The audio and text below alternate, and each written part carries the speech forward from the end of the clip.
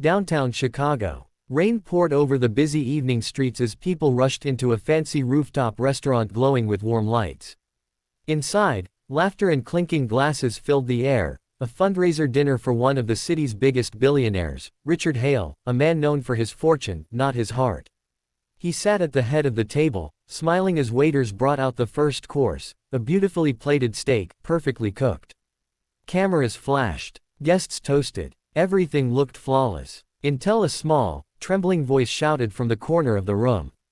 "Don't eat that." The whole restaurant froze. Everyone turned to see a ragged little boy, no more than 10, drenched from the rain, barefoot, his clothes torn. A security guard had been dragging him out, but the scream stopped everyone. Richard looked up, frowning. "Who let this kid in here?" The boy's chest heaved as he pointed at Richard's plate. "Don't eat that meat, sir. Please." People laughed nervously. Some guests whispered, "He's just a homeless kid. He's crazy." But something in the boy's tone, the panic, the fear, made Richard hesitate. He put his fork down slowly. "Why shouldn't I eat it?" The boy looked terrified to speak, but forced the words out. "Because, it's poisoned." Gasps filled the room. The head chef turned pale. The guards exchanged looks, unsure what to do. "Poisoned," Richard repeated, half angry, half curious. "And how would you know that?" The boy bit his lip. "Because I saw the man who cooked it switch the sauce bottles. He works for someone who wants you gone." The restaurant erupted in chaos. Cameras stopped flashing. A few guests pushed their plates away. Richard's security quickly grabbed the steak and rushed it to the kitchen. Moments later, the test confirmed it. The sauce was indeed laced with a deadly chemical. The billionaire froze, staring at the boy who had just saved his life. "Who are you?" he asked, voice softer now. The boy shivered and whispered, "My name's Eli. My mom used to work here, before she got fired for saying the same man was dangerous." The color drained from Richard's face. That same man was one of his trusted business partners, the one standing just a few feet away at the table. And in that moment, the billionaire realized the boy wasn't lying. The entire room went silent.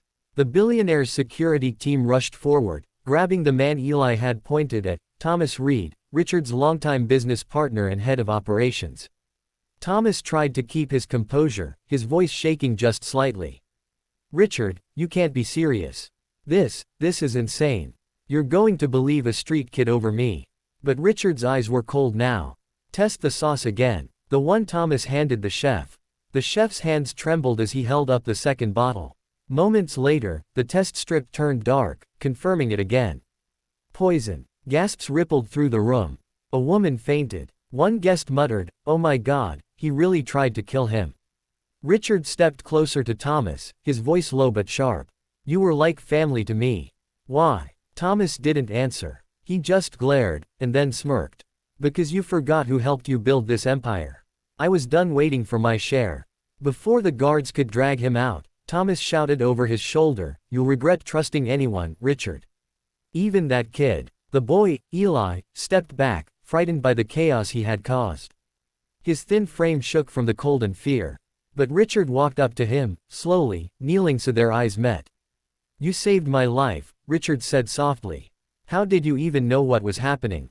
Eli hesitated. "I sleep behind the restaurant sometimes, near the kitchen vent. I heard them talking about the deal and the bottle. I didn't know what they meant until I saw Thomas swap it tonight." The billionaire stared at him, this tiny, shivering boy who had noticed something that all his bodyguards, chefs, and assistants had missed. Then he stood up and turned to his staff. "Get this boy food, clothes, a doctor, right now." Eli's eyes widened. "You don't have to." "I do," Richard interrupted firmly. "And starting tomorrow, you're coming home with me." Everyone froze again. The billionaire, known for firing people over late coffee, had just invited a homeless boy into his mansion. But what no one knew was that this wasn't charity. Because what Eli said next would reveal something far bigger than anyone in that room could imagine. Eli looked at the billionaire and whispered, "Sir, there's something else you need to know." He wasn't the only one. The words hit like a thunderclap. Richard froze mid-breath, staring at the boy. "What do you mean, not the only one?" Eli's eyes darted toward the kitchen door, then the servers, then up to the balcony where a few VIP guests stood, whispering to each other. His voice was barely above a whisper. There were others. I heard them say, once Hale's gone, we move the money overseas.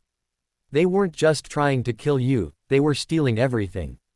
Richard's stomach dropped. For the first time in years, the billionaire felt small, like the empire he'd built could crumble in a heartbeat. He turned to his head of security.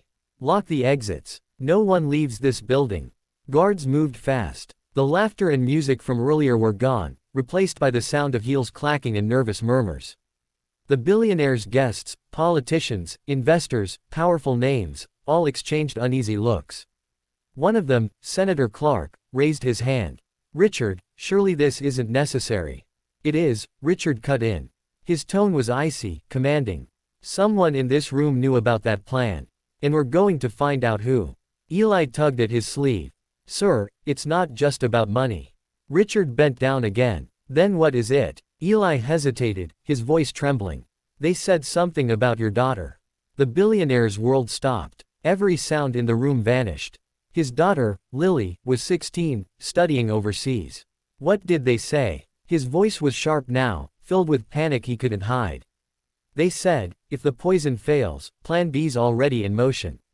Richard's hands tightened into fists. Where did you hear this? Behind the dumpsters, 2 nights ago, Eli whispered. They thought nobody could hear them. I remember one name, Agent Rowe. He was the one giving orders. The billionaire turned to his security chief. Find out who Agent Rowe is. Now. But before the man could respond, a loud bang echoed through the hallway, followed by a shout. Someone was trying to escape. The guards rushed toward the sound as Richard pulled.